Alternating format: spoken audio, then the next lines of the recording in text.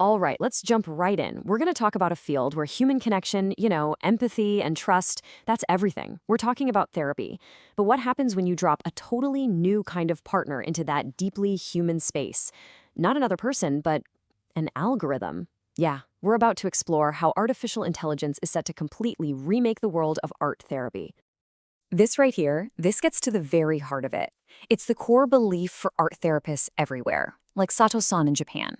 For her and for thousands of others, there's this profound meaning in helping people express the things that, well, words just can't touch. It's a job built on quiet observation, on patience, and on those incredible moments when creating something actually leads to a real connection.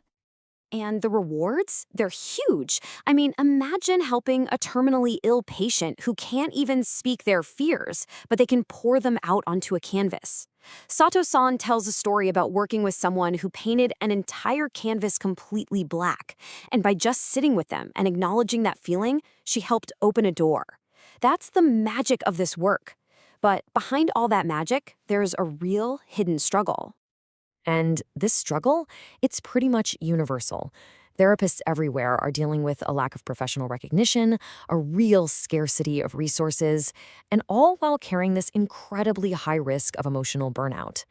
And then on top of all of that, there is a literal mountain of paperwork that can take up just as much time as the healing itself.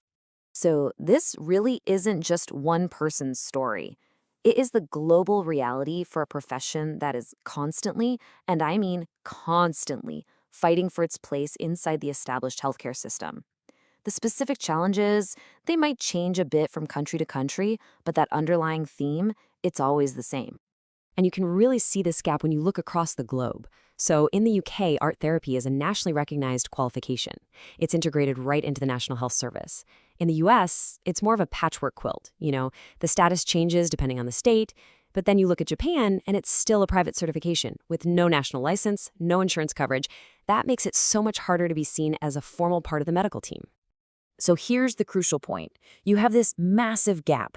There's a huge and growing need for mental health support, but just a tiny number of qualified professionals out there to provide it. I mean, get this. A 2013 survey found only about 946 active art therapists in all of Japan. In the US, around 5,000. The demand is just completely overwhelming the supply. Which brings us to the big question, right? With these therapists facing burnout, bureaucracy, and a serious lack of resources, where on earth can they turn for help? Well, the answer is coming from a place you probably wouldn't expect. We're talking about an AI copilot, and it is so important that we get this framing right.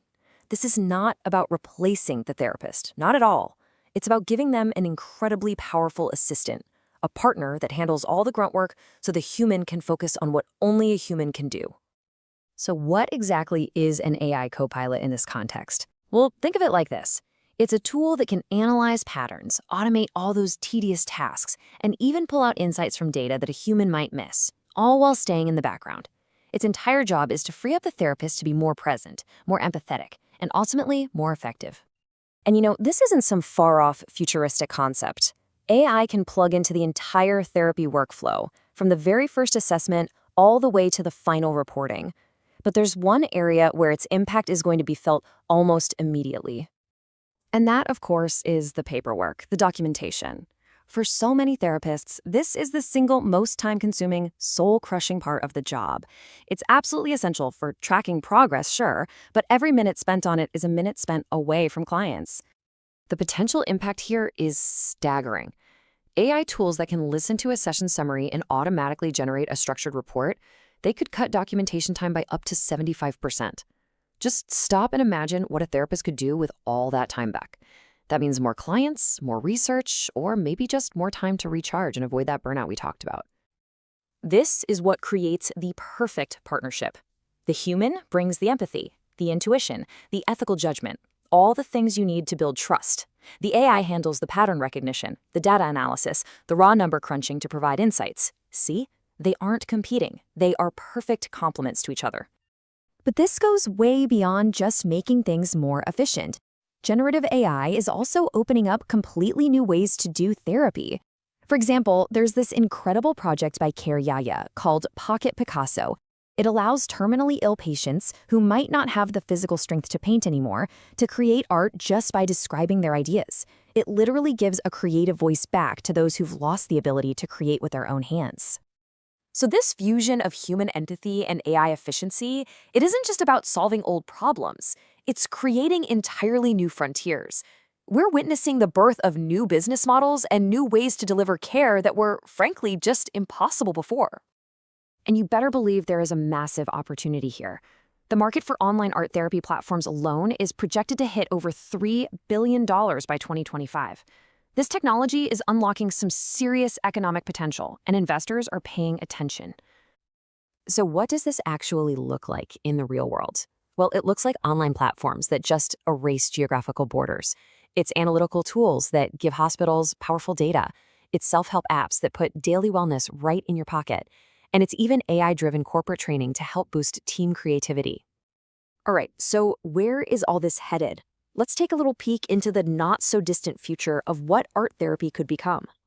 I want you to imagine a virtual reality studio, an atelier. In this space, a therapist in London can work with a group of clients in Tokyo, New York, and Rio de Janeiro, all at the exact same time. They can co-create a piece of art in a shared digital space, completely breaking down the barriers of geography to build a community that's all about healing. When you step back, the journey of art therapy becomes crystal clear. It's evolved from this isolated practice that was always fighting for recognition to a respected field that's now strained by its own success. The future, powered by AI, promises a profession that's empowered by data, with a truly global reach. And if you take just one thing away from this whole explainer, please let it be this. This is the fundamental partnership. AI is not the therapist. AI is the tool that liberates the human therapist to do their most important, most human work, the healing. This partnership creates this amazing virtuous cycle. When you reduce therapist burnout, you naturally increase patient access. When you use data to validate the therapy's effectiveness, that in turn opens up completely new avenues for care. It all feeds into itself. At the end of the day, this is not just a story about technology. By providing data, cutting down on the administrative burden, and proving how effective it is, AI is helping to validate and amplify this deeply human profession, finally giving it the resources and recognition it has deserved for so long. And that leaves us with one last thought. We've seen the incredible potential in art therapy. But where else could this model apply? What other fields built on that same foundation of human connection and intuition are ready to be transformed by a partnership with an intelligent, creative co-pilot? You did such a good job. No.